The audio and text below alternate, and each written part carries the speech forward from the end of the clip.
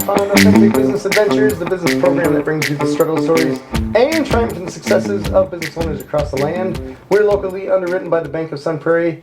My name is James Kaitlin, entrepreneur, author, speaker, and helpful coach to small business owners across the country. And today we are welcoming / preparing to learn from Kaitlin Rohowetz. I hope I nailed that. Yep, you did. Good job. Owner of a Better Body Massage in Madison, Wisconsin. So Kaitlin, how are you doing today? I'm doing great. Yeah, busy day in the life of entrepreneurs, but... Yeah, right? Hey, it's Monday. Yeah, exactly. Hey, how's it going to go? The long list of things to do on Mondays. Yeah. Overall good. Thanks for having me. Well, thanks for being on here. You, I'm sure, have a good story, and I'm trying to think, I guess so that people know you're also a client of Calls on Call. Which, Yes, that works really well for our business. Full disclosure, right? Yeah.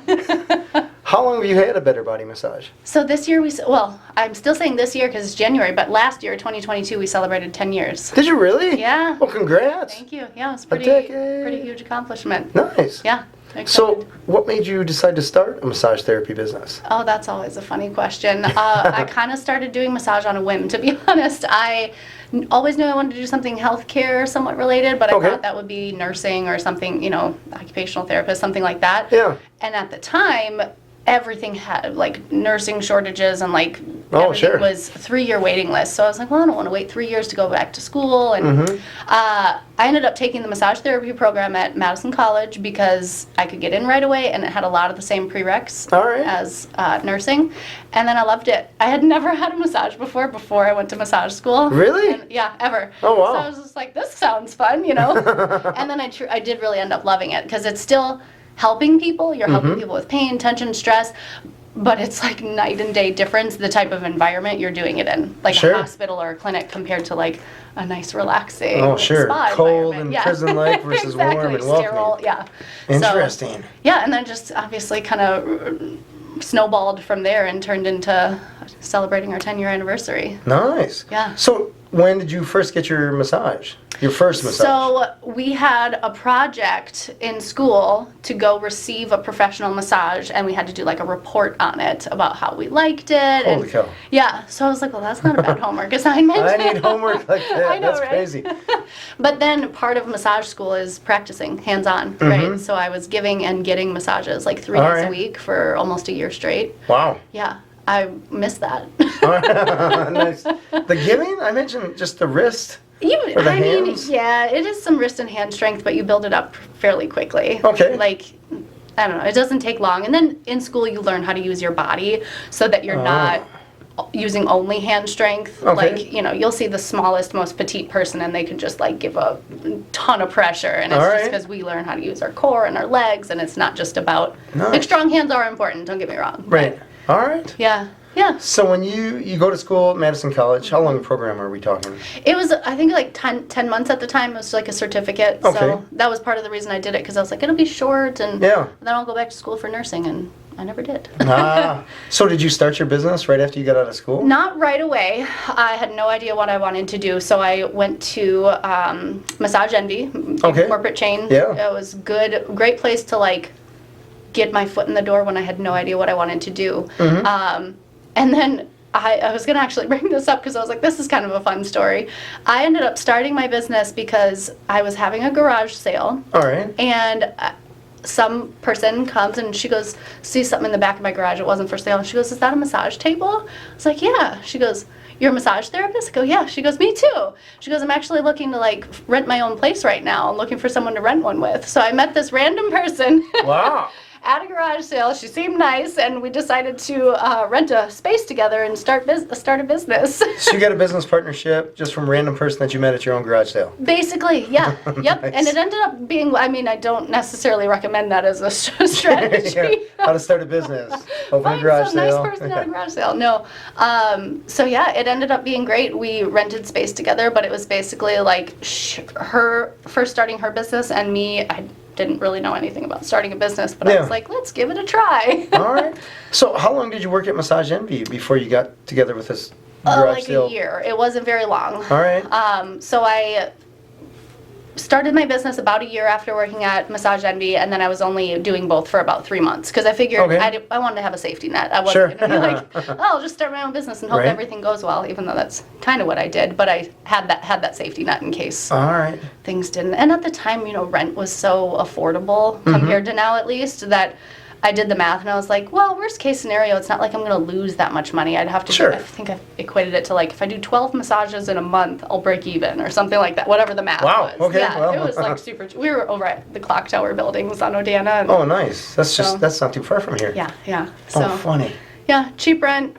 All right. Not super involved, but yeah. So did you shared a room or not shared, but I mean she did her massages in the same space? So she just had her own separate business in her own room, and then mine was still my own separate business, and I had my own room, and we just each had our own clients, networked, and did whatever we wanted to do to get clients. Yeah. So I had no idea what I was doing. I just had a lot of ambition and Well, I imagine working for Massage Envy, I mean, you got to see some systems and stuff like that, good or bad. I was just going to say that. Yeah, I definitely figured out some things. I don't want to say anything bad about them because for me at the time in my life, it was like the perfect, right? It's like it's a really good job for what I needed at the time. But then once you are on your own and you figure out like what you want to do, there are just a ton of things that I knew I was going to do differently. Sure.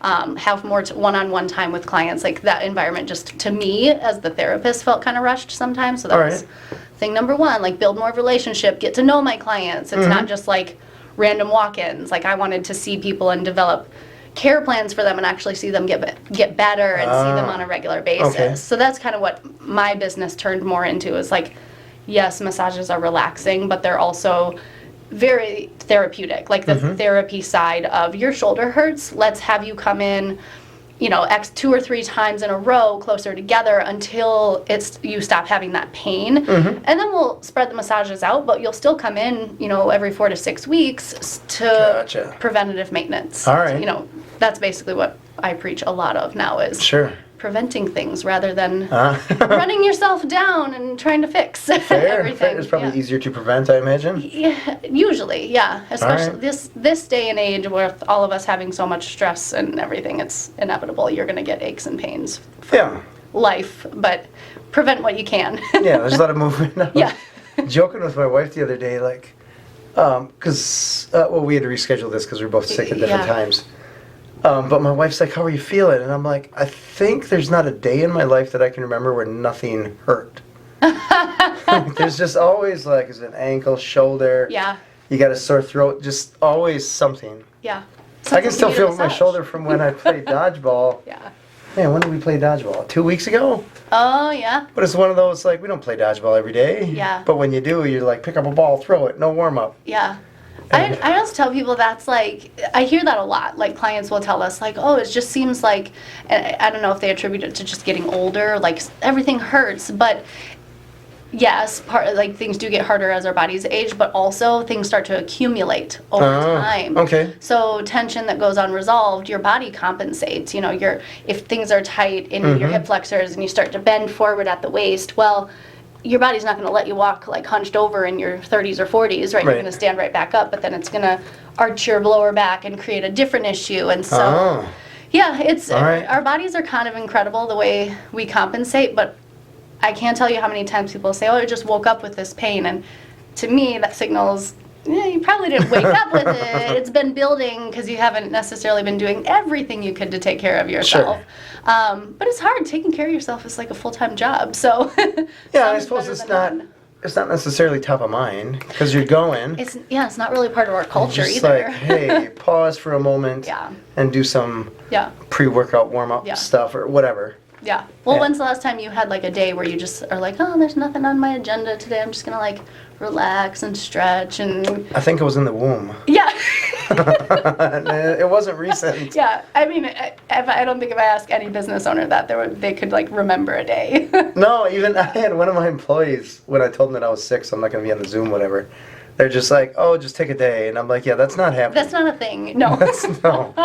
No, I will just do what I always do and just pretend it's not a problem, move on with my life. It doesn't exist. Yeah, no. I just had a baby in May, and people were like, well, how long are you going to take for maternity leave? And I was like, well, that's kind of a weird question for me because I own a business. Right. So technically I'm not going to be there every day giving massages, but I never actually took a maternity leave. Sure. Like, we moved into this space the same month I had the baby. And did you really? He was 3 days old from the hospital, and I came in here to check how the paint was going. Oh, that's awesome. So my husband's like, are you sure you want to do this? I'm like, yeah, they better not mess it up. Right?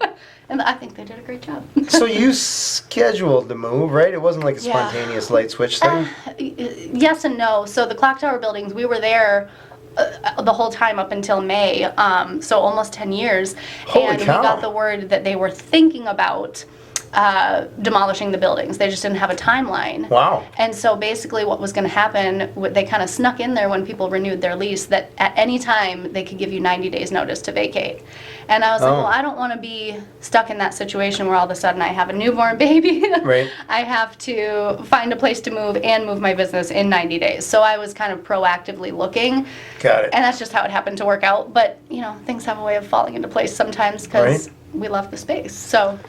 So you were in the same office building. Was it the same office? Yeah. So the person who I originally rented with, she just kind of moved on to different things. At one point, her partner got a job in New York, and they moved. Now they're back in Madison, but she's not really massaging anymore. So that's when she moved is when I hired my first other massage therapist to do massages, like my overflow in her space. So garage sale lady. Garage sale lady moved on. Yep. Moved on, and like a few years, or how long were you guys? I think like 2 years. It was yeah. Looking back, everything kind of like blends together in the years, but it's tough. Yeah, I get it. Yeah, but yeah, so she wasn't there for too long, and so she was all worried about breaking her lease, and I was like, no, I'm super busy. I could use another room, and I'll just hire someone. Wow. So yeah. All right, so you take over her half of the lease, whatever. Yep. Now, I love talking about employees because I don't feel so bad then. How do you hire your first massage therapist? Because you're talking about you got to hire personality, skill set, and I'm going to say tolerance, for lack of a better word. Yeah. Just tolerance with yourself and them. Yes. Vice versa. I will say I have gotten much better with it over the years about being a little bit more, like defining what I'm looking for. That's kind of been my strategy over the last 10 years anyways, because I have a habit of just diving into things and being like, yeah, I'll do this and figure it out along the way. And that's great in some situations, but other times you want to be more detailed about exactly what you're looking for and have more of a plan. So the first massage therapist I ever hired did not last. She was a great massage therapist, but then all the other things like personality, reliability, you know, the timeliness, the cleanliness, all those other important things that I just do naturally that you naively assume like other people can be great at, and then they're not. So as far as massage goes, she was great, very talented. Perk of my job is I have to receive a massage. Oh, nice. All right. I'm like, you'll suffer through it. Yeah, that's kind of a perk of the job. So that part went well. But then over the years, I kind of made note of the things I look for, reliability. You show up to the interview, even just like 5 minutes late, I'm like, strike one. People show up late to interviews? Oh, yeah. We just hired, you met Antoinette up front. She's our new administrative assistant, just part-time. We're still going to use calls on call. There's other things I need help with around here, too. But before her, I hired or interviewed 2 other people, and both of them were almost 10 minutes late for the interview. You're kidding. And I'm like, I'm hiring an assistant to make my life easier. You're late. That's funny. Funny. It's just, sometimes I don't know. People just have different ways of thinking, but now I'm a little more clear on what I want. So got it. Yeah, like now reliability, customer service is a huge thing we look for. So it's not just like being good at massage. It's about like how well you can talk to people and relate with people. Right. Somewhat sales. I don't like to think that we're salesy at all. Everybody's in sales, exactly. though. If there's a transaction of money. Yeah. So how to basically facilitate those conversations without it feeling unnatural, that kind of thing. So, So the first one, good while it lasted. I'm not unhappy about the experience because I learned something from it. But but it quickly grew from there because she was my first one, and then I'm trying to think again. The timelines all start to jumble, but at some point I started teaching at the massage school, just part time. I was Over in here? there. not this one over here. It was at Madison College where I went to school. Oh, really? The program instructor or program director at the time reached out to me and was just like, we could use an extra instructor in our clinic. So once they've gone through the program, they would do a clinic that just operated basically as a massage studio where clients from the public would come in and get massages from the students. And it was my job to kind of like oversee that part of it. So that was a lot of fun because I loved being back in a learning environment. Yeah. But then also I could kind of hand pick people I liked and be That's like, you perfect. want to work out a better body? So I still have 2 people that were I call them my OGs, my original people. Oh, that's awesome. From the massage school, they still work here. That is cool. So yeah, once I kind of fine-tuned what I was looking for and what I needed and then had a better screening process, then I ended up having like a really good retention rate that I'm proud of. So you kind of pick up the litter. Yeah. All right. Do you still do that? Massage school is unfortunately closed now. I do. Oh, it is? Well, Madison colleges. There's still East, West, and Aveda in Madison, but they're very sporadic with their programs, so there's just not a lot of massage therapists entering the field. So, like many places. Is that a universal thing, or is that a Madison area thing? You know, I think it's both, but Madison in particular is really struggling with it. Yeah. Do you have a reason why, or? COVID leads us back to the inevitable conversation about COVID. Yeah, right.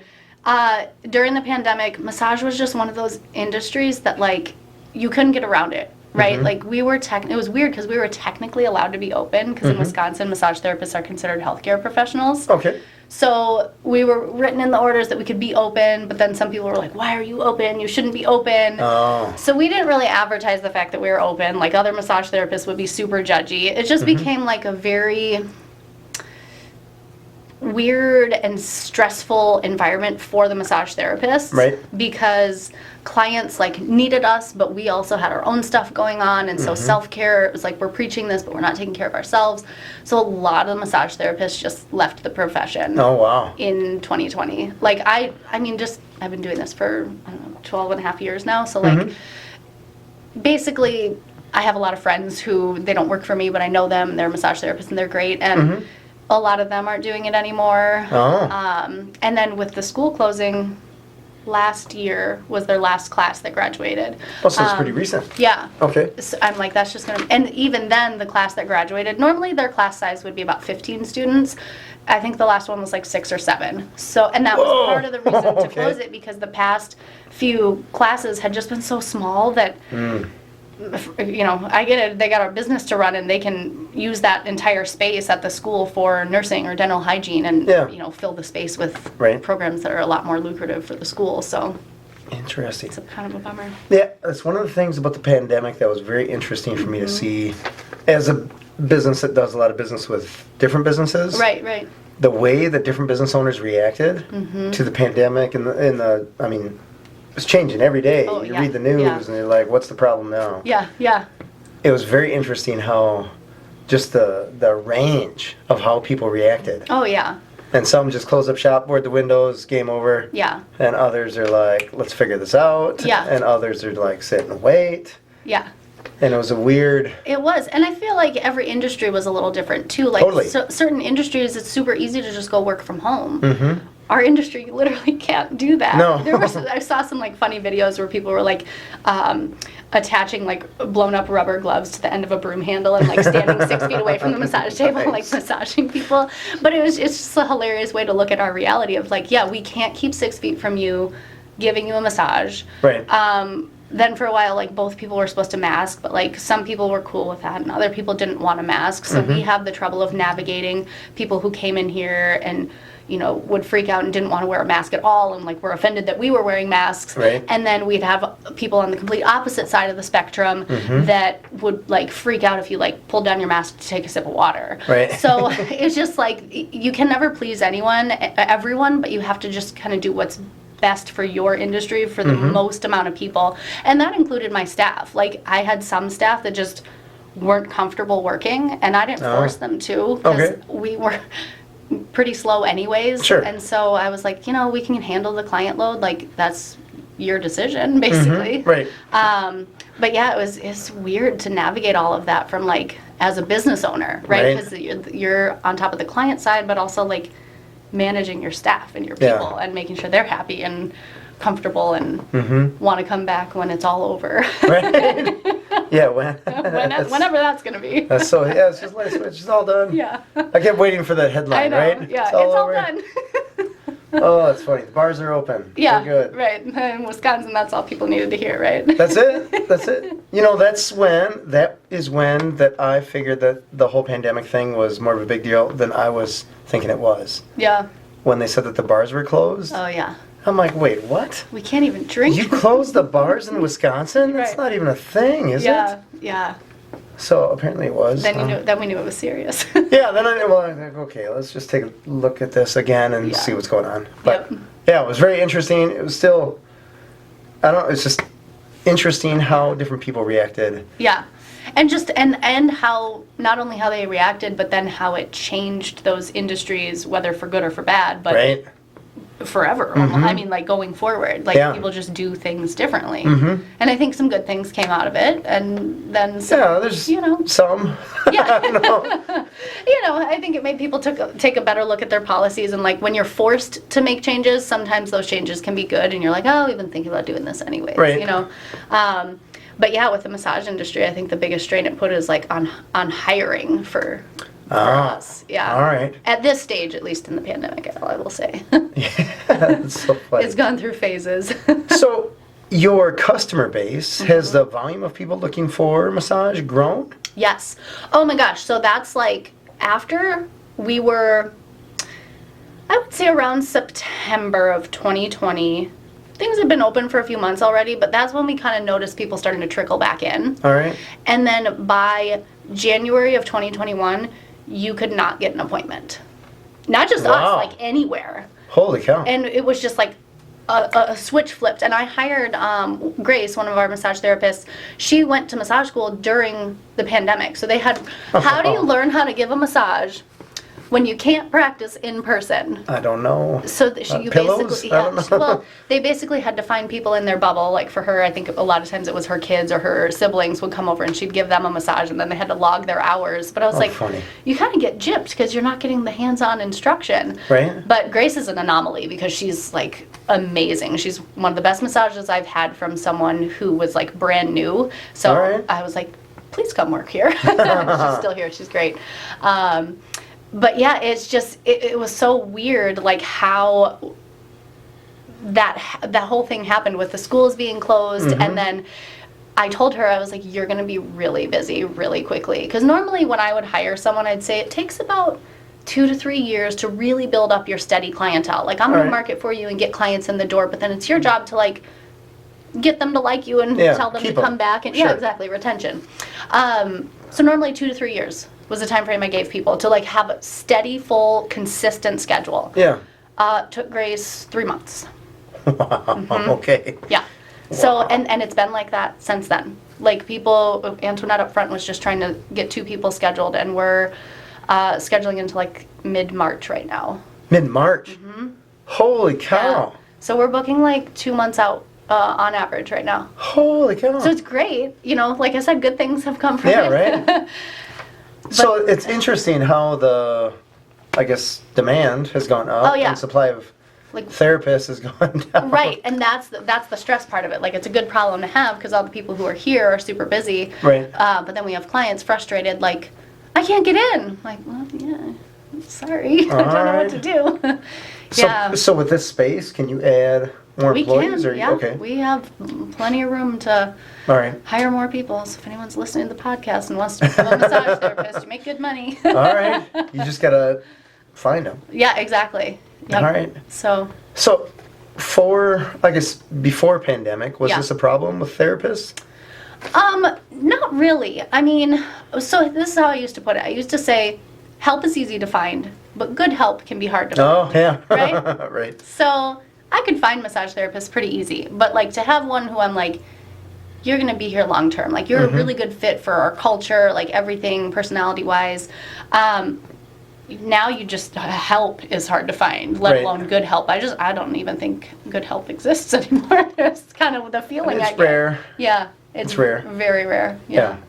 I think we're in a similar situation, right? Because we're essentially selling services that other people are performing. Yep. And so you have a level Yeah. that you're selling and a level that you want people to perform at. Yep. And you don't necessarily know where they perform until you hire them Yeah. and get going. Yep. And then you learn like, hey, you're a unicorn, or hey, Not kind so of much. a donkey. Yeah. Right. Kind of a donkey with a birthday cone on it or Yeah. something. So it's interesting. I guess I just realized that now. Yeah. But it's tough. It is. It's very tough. It is, and you do your best in the screening process, and it's so hard because you also want to be selective to like maintain the value of your brand, Right. but you're also desperate for help. Mm-hmm. So it's like you're literally Do you lower the bar? right, and then but I learned fortunately before that like if you lower the bar, although it solves your more immediate problems, it just adds more problems. Right. Agreed. Down the line. So I won't anymore. Right. I'd rather be the place where it takes 2 months to get in than the place you get a bad massage or have a bad experience. Right. You know? Fair. Totally So, fair. Unfortunately, I'm just still dealing with that struggle. I get it. Yeah. Yeah, we tried to lower the bar a little bit, and it was a train wreck. It doesn't go well. No. Right? It just doesn't. Unfortunately, it's like you'd think, like how I was when I hired my first person, that people, they can learn, they might not be the most personable in the beginning, but they'll pick it up easy. It's like, no, they don't. No, you can't train personality. No, as much as exactly. you'd love And to. that's what I've learned too, is like I can teach massage. Like if you're mediocre at massage, I will work with you hands-on and make you fantastic. All right. Right? But I can't teach you to have a good No. personality. That's funny. That part, I'm sorry, you're on your own. Nice. Yeah. So let's talk about your space here. Yeah. You have, we're in a couple's room This here. is a couples massage room. All Yeah. right. So we do some of those. And you have other... Yep. So across the hall we have a skincare room. So I have one provider who does facials. So she does Oh, chemical wow. peels. Yeah, we do fun stuff like peppermint scalp treatments. In the fall we'll do like a pumpkin spice facial. Gotta have With that. pumpkin spice everything. Yeah, exactly. It's obligatory. And then in the back we have 6 massage rooms. Oh, wow. So there's 8 of us right now, but massage therapists don't do 40 hands-on massages a week. So most No. people are part-time. Gotcha. So that's why I was like, probably in the space we're in now have the space capacity to about double in size. Oh, wow. Well, that's Yeah. still a healthy room. Yeah, yeah. All right. So it's nice. Basically, everybody has their own. Technically, it's not their own rooms, but because we have that ability right now, there's only a handful of us. We kind of pick our favorite rooms, and you can All decorate right. the way you like, and Sure. leave your things the way you like them. Have So- your own space. Yeah. I've always been curious about this with massage places. Sound, I imagine, is a problem Inevitably, yeah. because massage is Yeah. quiet, generally Yep. speaking, but when you're in a shared space Yep. or there's people, traffic, whatever. Yep. I mean, it always seems to be a fire truck anywhere. Oh, I know. Yeah. So there's not really a great way around that. You just hope your clients are like so relaxed that I call it massage drunk. Oh, When nice. they're just like half in an awake state and half out, where you All right. aren't as aware of like external noises. Okay. That's my hope. But yeah, we do everything we can to like minimize the sounds. But yeah, if an ambulance goes by on the Sure. street outside, we can't control that. Right on. But we have music playing in the rooms. This room, not because we're talking, but Yeah, right. and then we also have white noise machines, like don't. Oh. Yeah, so that kind of helps drown All out right. a little bit. And All then right. we also dim the lights once you get further back into the space, so it's Mm-hmm. kind of like a visual signal to lower your voice. Oh, nice. More of that. Clever. Yeah, and it works. It All does right. work. Yeah. Nice. So, What have been some of your biggest challenges with the massage business in general? I mean, besides employees, I suppose. yeah, Maybe that's a big one. I'm like that we haven't covered yet. COVID, hiring. I think just figuring out like retention. Everything Of else aside. employees or clients? Employees. Okay. Clients tend to we have a service luckily that people want, Mhm. right? Like it's not like we're not doing your dialysis, we're not forcing you to come get like a MRI, right? Sure. Like we're giving people a service that primarily they enjoy, so we Right, don't have well, to I hope like right, exactly. We don't have to like twist your arm to come back in. It's more so like getting people to understand the value of like long-term massage and how important it is for your wellness. And so a part of that is people get attached to the massage therapist that they see. Yeah. So like when I went on maternity leave, I was trying to ask a lot of my clients, like, what do you really like about my massage specifically that I do, Oh. so that I can have you see whoever I think would be a good fit then. You know, because I could guess, I could say, we normally work on hips and legs, so I'm going to book you with Kai, or you really like cupping, so I'm going to book you with Persephone, whatever, like I could guess, but I wanted their feedback. So I asked them, and I was like, well, what do you really like about my massage? Because then I want to match you with someone who'll be a good fit while I'm on maternity leave. And I think a couple people could articulate it, but most people were like, I don't really know. I think I just like you. I was like, well, thank you. Yeah, right. You have magic hands. Yeah. Similar situation, I guess, right? Because our clients get attached to our employees. Employee goes away for whatever reason. Then clients are like, what the hell? Yeah. And we're like, sorry, people don't last forever. Yeah, it's unfortunate. Like, it just happens. It's like life. It's not anything people generally plan for. It's like no. Some people move, or people decide they want to do something else with their life. Or, it's just life happens. Yeah, people exactly. come, people go. Yeah. It's funny that you mentioned the hair thing, because I had the same hair person for, I bet it's 12 years. Yeah. And then COVID came around, and they're like, we're closed. All right? I mean, not permanently. Yeah. But just like, but then hey, we're closed. right. So then, like, okay, well, I'm not going to grow my hair out forever. Yeah, yeah. So I find someone else, and then that someone else became my go-to. Yeah. And that's how it goes sometimes. It's like, it's not the intention to, like, leave, right? Yeah. You weren't unsatisfied with the services you were receiving. It was just how it kind of worked out. Yeah. Yeah. So we've definitely had that happen too. Like, whenever someone leaves, we have someone who went back to school and she's just going to do school full time. So we called all her clients and we said, it's really important to us that you get matched with someone who you're equally as happy with. Tell us a little, we reviewed your file, and if you want to tell us anything else about what you really liked about that provider, we'll happily recommend someone. Some people rebook, others are like, I'll just wait and I'll go book online. And, it's unfortunate because, those people are like, I'm going to see if I can get in somewhere else. But to be honest, what did happen with a lot of those people is all of a sudden you see them trickle back in because they can't get in anywhere else either. Okay. All right. So, yeah, it's the name of the game. But retention is always a struggle. But, I'm aware of that too. So it's really important to me. Like, I think when you enjoy your job, you're going to provide a better service. I would hope so. Yeah. Right. So, if you're happy here, you're gonna pours into your clients. Your energy is better. You're in a better mood around them. So naturally, you're just gonna do a better job. Is my philosophy. So I do work really hard to make an environment and provide a space that they're happy with. All right. I feel like I'm a pretty cool boss. No, I do too, but sometimes my employees tell me otherwise. I know, right? Not recently, but yeah. Yeah, I mean, you can't be perfect for everyone, but no. Yeah, I spend a lot of one-on-one time with them. We do a lot of learning trades, so it's usually a group of 3 where one massage therapist will get on the table and the other massage therapist will start giving them massages, and we'll work on new techniques, and I'll give my feedback. And I'm great at certain things. I'm not an expert in every single massage technique ever invented, but it's also not my agenda to completely change the massage that they're doing. It's more so to pick up what they're already doing and enhance it, right? You could probably get more pressure if you come at it from this direction, or how about if you change the direction of your pressure this way, and that'll help avoid the choppy flow, or whatever. Just kind of giving them live feedback, which you really don't get anywhere else. No. And I think that's one of the things that A, makes us unique, but then B, helps them be happy here, because longevity of massage therapists, even if they want to do it forever, the average burnout rate is 3 to 5 years. And that was a statistic before the pandemic. 3 to 5 years. Yeah. So you go to school for almost a year, and now you got 3 to 5 years, and then you're... Because people burn themselves out. I mentioned before. Physically? Yes. It's pretty physical. Most massage therapists, doing 5 massages in a day is a lot. So, I imagine. Most people do that 3 to 4 days a week. So you're doing we'll just say 20 massages a week is full time for a massage therapist.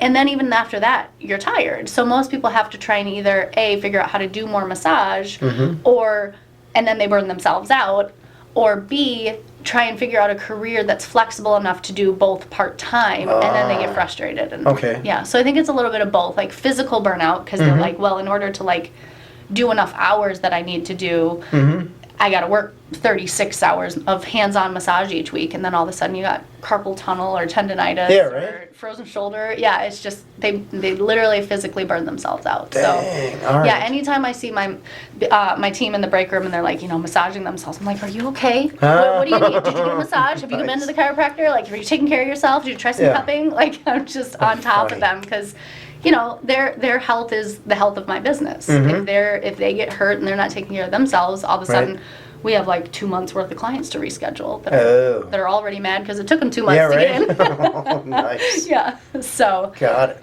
Yeah. So when you said something earlier about when a new employee comes on and they give you a massage. Yep. I'm just thinking, how weird would it be to give the boss a massage?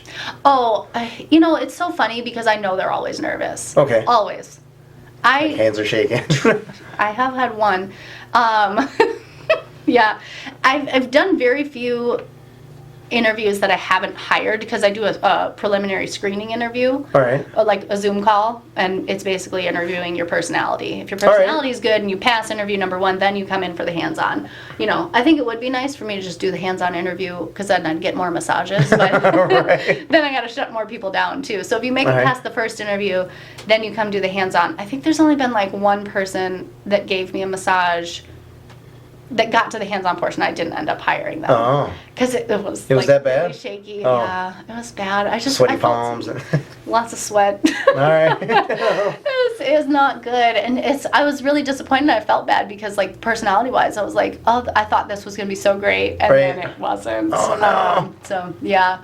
But most of the time, people do great. You know they're nervous. Sure. I try and think back, but it's been a while for me. Like I only ever had one massage job, right? Massage. Oh, wow, sure, okay. So I only had to do that interview process once. Like some people have had to do it multiple times until they land in a space that they're happy in. All right. So, I try and think back to how nervous I was, but to be honest, I don't remember. I'm sure I probably was. Sure. But, yeah, they fight through it, and I can kind of tell by their touch. Like in the beginning, maybe first 15 minutes of the massage, you can just tell by their energy in their hands and that they're a little nervous. And then as things kind of get moving and they get into their rhythm, they're like, oh yeah, I know how to do this. Oh, nothing to it. Okay. Yeah. And so it usually ends well. Sure. Yeah. And I try and just kind of let them do their thing. And like, I don't usually give a ton of feedback to them in real time when I'm getting an interview massage. All right. Because I'm like, I just want to see their natural, like how they would do it. All right. Because I think most clients don't naturally give a ton of feedback. They don't know what feedback to give other than no, I never know what to say. Or go, yeah, exactly. Yeah, stop killing me. Yeah, I want exactly. to say sometimes, but it's too much or it's not enough. And even sometimes then people choose not to say anything. Yeah, I just tolerate it. Yeah. My wife and we got a couples massage. Oh my gosh, I think it was last year, whatever. And I swear that the woman that was massaging me was trying to push my spine through my stomach. Did you tell her you wanted deep tissue? No. No? No, it's relaxing, just chill. This is just chill. Oh, jeez. And my wife was laughing so hard. Because she, of course, had the best massage in the world, right? This angel massaged her. Right? Like, she was like, James, I'm leaving you for this dude. Whatever. And I'm like, I can't get my spine out of the bed. Yeah. So it was so funny. And I was like, she's like harder, softer, right? And I'm like, way softer.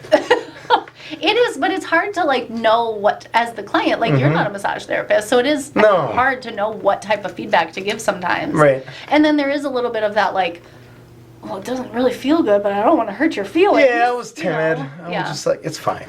And that doesn't seem like your personality, but I always tell my staff that. I'm like, even people who you would think would speak up, like they don't, because it's just different. You're like laying unclothed on a table. Yeah, right. There is like a slight, even if it's not conscious, there's a slight power differential that like as massage therapists, you kind of have to be we have to be aware of and like check in with people and set the expectation up front. Like, what kind of pressure do you like? So I've had some, not here, but I've had some bad massages in my life. And it always teaches me of like, okay, that's one thing I can point out that we definitely do differently.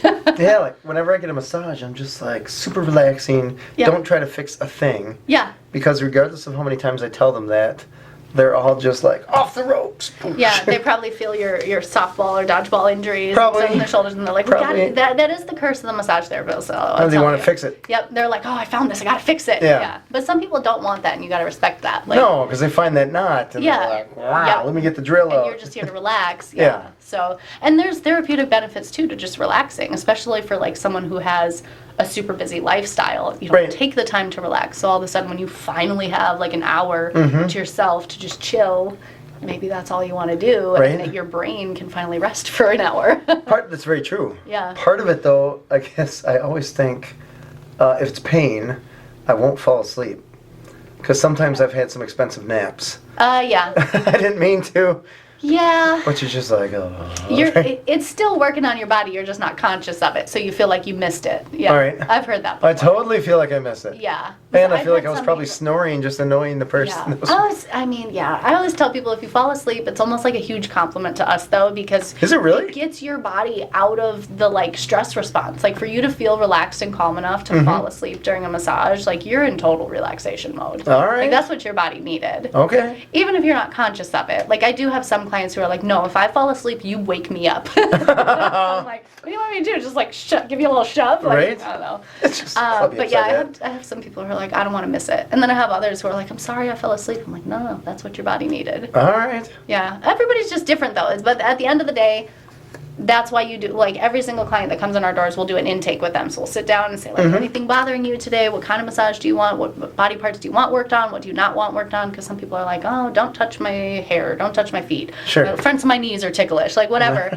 So we'll literally walk through like, okay, I'm going to work on your back, your hips, the backs of your legs, and then we'll flip you over. We'll work on the chest, sides of the neck. We'll do some face and scalp, arms and hands, and then the fronts of the legs and the feet. And we'll use medium pressure, but go a little harder in the shoulders, like you said. You know, we'll do just like, and say it back to them to make sure they know we're understanding them, because that's the worst. I hear those types of stories all the time. It's like I go get a massage and it wasn't what I wanted, or so we really try and like give people what they're actually wanting too. Right. Nice. You know, we have our professional opinions and our agendas of like if we do find stuff, it is hard to be like, okay, I'm not going to work that out. I'm not going to get that knot out. But at the end of the day, we're just, I call it like 80% what the client wants and 20% what you know about your profession. Just like throw that in there. Sure, that's fair. Yeah. That's totally fair. What are some things that you would like clients to know? Maybe just universally for massage and specifically for you guys. Yeah, I mean, I feel like a lot of clients don't realize like how trained not all massage therapists, but some massage therapists, everyone who works here, we memorize every single muscle and bone in the body, their attachment points. Do you really? Yeah, in school. So we learn like kinesiology, what muscles, cause abduction versus adduction. So when clients say like, it hurts when I go like this, and we know in our heads, well, what muscles are causing that movement, So we're, technically our scope of practice, we can't treat or diagnose you, but we can think like, okay, if that motion hurts, that's where I'm going to look because those muscles are probably tight. And then we also know like what muscles are antagonistic to each other. So like whatever hurts to do, whatever's tight on the front is oftentimes tight on the back too, because your body is like this giant tug of war. Sure, yeah. So some people maybe know this, but I feel like I'll occasionally get the question like, oh, you have to be licensed to be a massage therapist? I'm like, well, how many garages have they been in? Yeah, exactly. And I mean, in a lot of other countries, you don't have to, but... Really? Yeah, I don't know. I don't know if that's good or bad. I think that I've had many, we travel a lot. I've had many massages elsewhere, and you can tell the countries that they like know what they're doing versus the ones that are just like unaware of like how long your muscles are. They'll like stop halfway through, and I'm like, that's weird, but okay. I'm not here for therapy. I'm just relaxing. Sure. Yeah. Interesting. So I think that's the biggest thing is like massage is, yes, it's relaxing. Yes, it's like spa-like, but it's actually like we're very trained. All right. So we kind of, I say to people like we definitely want to avoid that like medical, sterile, clinical environment, but yet be able to still help you in some of those ways physically. So we're kind of doing that, but in a more relaxing environment. All right. So we're kind of the best of both worlds. Nice. Yeah, and then if people do need things that are outside of our scope of practice, obviously we'll send them to like refer out to a physical therapist or chiropractor or something.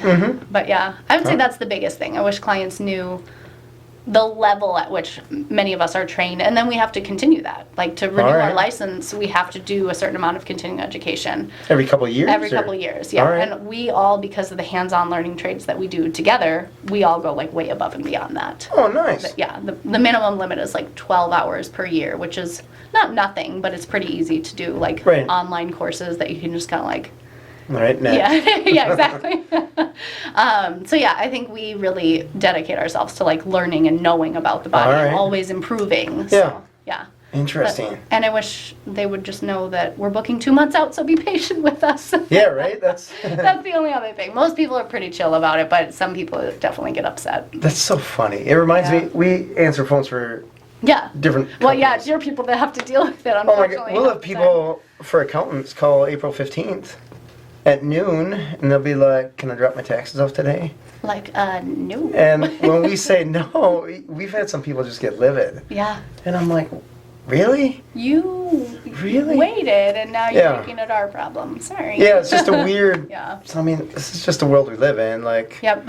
It's the instant. People want instant results with everything, and it's not always possible. Yeah. Yeah. It's just a different world. Microwave society. Yeah.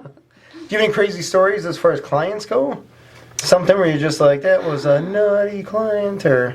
No, we do, like, honestly, right when you ask that question, the thing that comes to mind is, like, sexual harassment in the massage field, which is, like, something we do have to worry about. Sure. But, like, we've been lucky because I think we kind of established that, like, we know what we're doing. Like, when a client comes in here, even if they were going to try and be inappropriate, if I sit down with you and talk to you about, okay, so which movement does it hurt when you do? Like, you all of a sudden are going to get the vibe that this is not that kind of place. Sure. I can't pull that here. Place, yeah. Right. So, luckily, we don't have any, like, weird people. I would just say, like, our clients... I have some people, like, we have a massage therapist who drives from Beloit to work here 2 days a week. Holy cow! Mm-hmm. Amy, she's here today. Wow.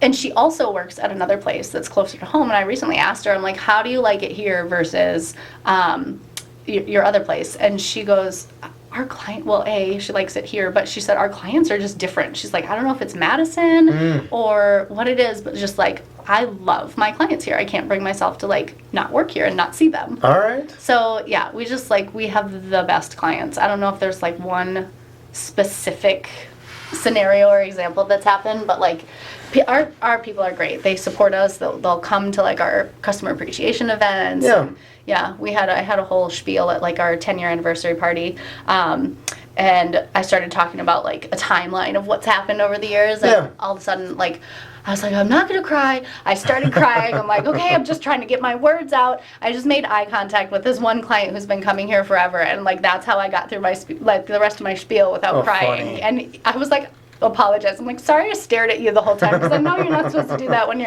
you're supposed to, like, not focus on one person too long. And he was like, no, it was totally fine. I got you. That's awesome. Yeah, so I don't know, we just have the best people. That's incredible. Yeah. Yeah. It's so interesting that you've been in essentially 2 offices over the course of 10 years. Yeah. Which, I mean, we've been in, I don't even want to count. It's been a lot. Long time. It's been a lot. Yeah. Because you always, like, the next thing. Yeah. The next thing. Yep. Or landlord's lame. Or. Yeah. Or we had one where they started doing nails next door. Oh, yeah. And then the crew starts complaining about the smell. The smell is really strong. I don't know much about nails, but we don't do them here for that reason. All right. Yeah, not cool. So it's just interesting. You gotta just. I mean, I think when you say stuff like that, I think in part we've just gotten lucky. Sure. Because the first space I moved in, I didn't anticipate that we'd be there as long as we were, and then we were just outgrowing it. So even if Clock Tower hadn't told us they were going to demolish the buildings, we were outgrowing that space anyways. Because we had 3 treatment rooms in there. Okay.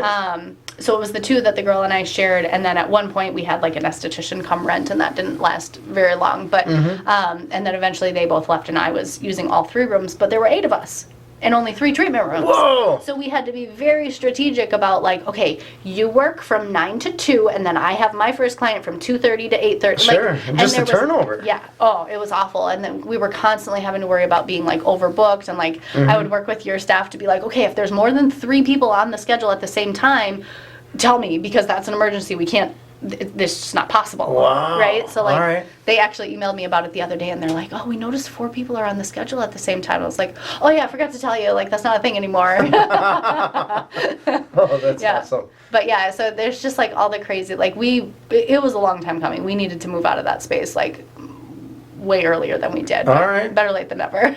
So you've been in here 5 months? Yeah, since May of this year, so, Wow. 2022. So, yeah. All right. Yeah. So you seem pretty established here already. Well, we had a lot of the stuff, but yeah, we're getting there. All right. Yeah. I mean, like build out and all that kind of stuff, or whatever you had to do. I hired out.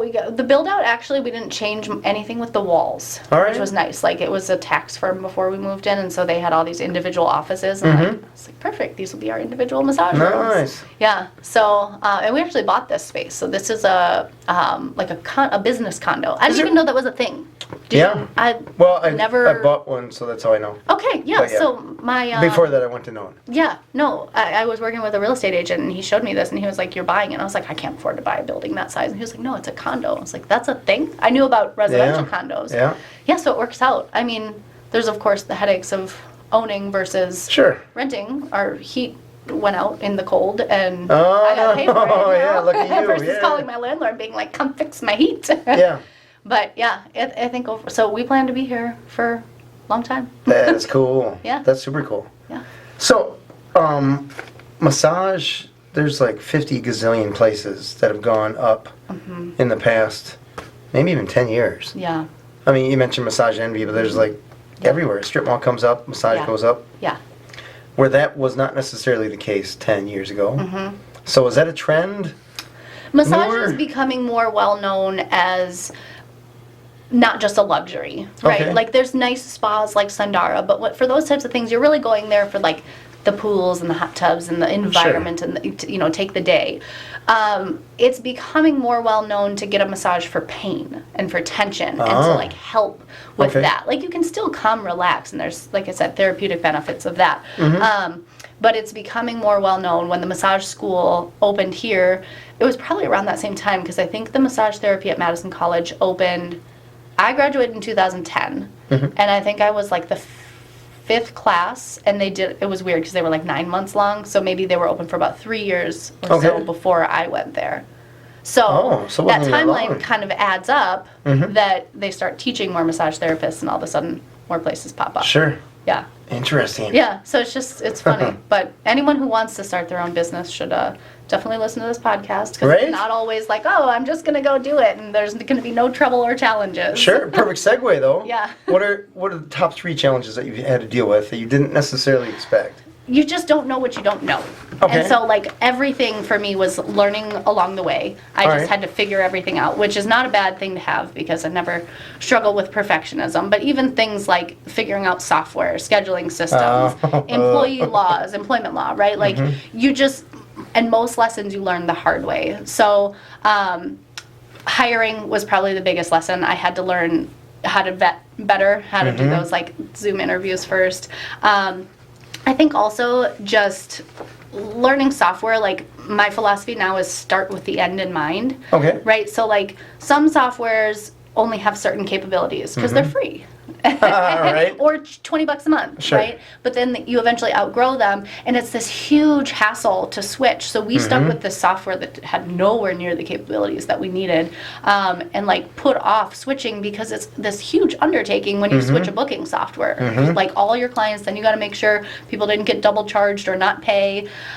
So start with the end in mind. Like, I'd rather pay an extra $20, $30, $50 a month for a software that I'm going to grow into, rather than have to like have these be cheap in the beginning and have to grow into it. And then ask for help. I think because that was the biggest lesson I've learned, is I had so many issues because I was trying to do everything myself. In the beginning, you kind of have to. You're a solopreneur, you're the bookkeeper, you're the marketer, you do everything. But then eventually, I went from when I started asking people for help, that's when my business really started like scaling, not just slowly growing and maintaining, right? Okay. So, if I wanted to make an employee handbook, I hired a lawyer to do that. Or if I wanted somebody to make sure the space was clean, I hire a cleaning company. If I want somebody to help answer, like, we were answering our own phones like people would leave messages, I'd call them back. What about massage? Yeah. It was a disaster, right? Because I was being cheap, where I was Right. like, I can do it, and there is like a learning curve of hiring a staff, right? Like you have to Totally. train them, but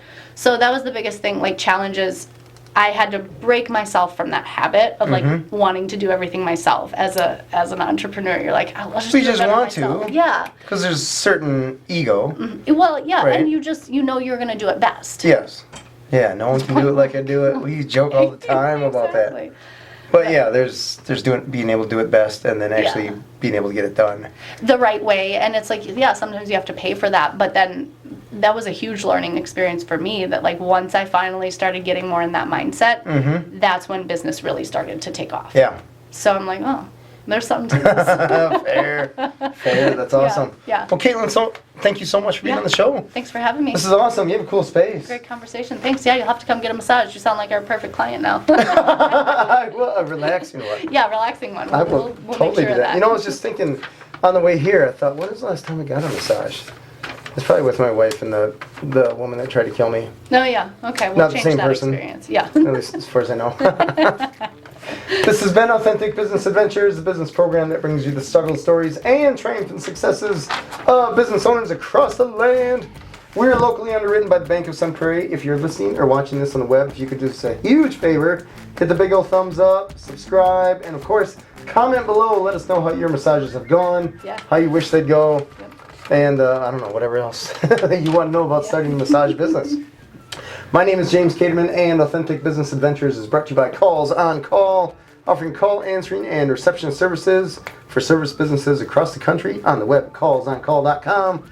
And of course, the Bold Business Book, a book for the entrepreneur and all of us, available wherever fine books are sold. We'd like to thank you, our wonderful listeners, as well as our guest, Kaitlin Rohowetz, owner of A Better Body Massage. Well, Kaitlin, I didn't ask you website. What's your website?